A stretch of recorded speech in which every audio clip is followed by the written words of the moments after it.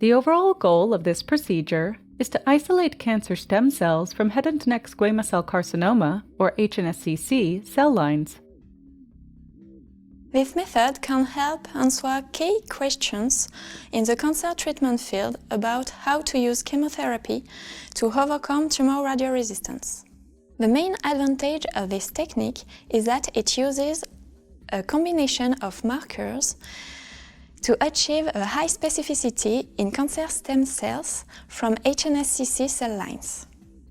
Demonstrating the procedure will be by Priscillia Battiston-Montagne, a technician, and Marion Gilormini, a PhD from my lab.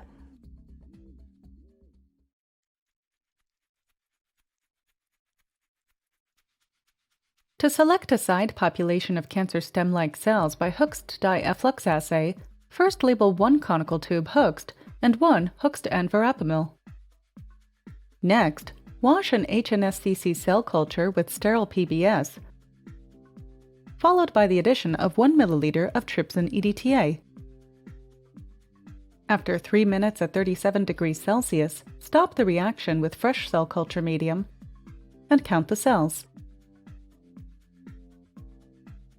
Dilute the culture to 1 × 10⁷ cells per milliliter in complete parental cell line medium. Then add 100 microliters to the Hoechst and verapamil tube and 4 milliliters of cells to the Hoechst tube. Next, gently mix 10 microliters of 5 millimolar verapamil hydrochloride solution into the Hoechst and verapamil sample, followed by 5 microliters of Hoechst per 1 × 10⁶ cells to both tubes. Then cover the samples with aluminum foil.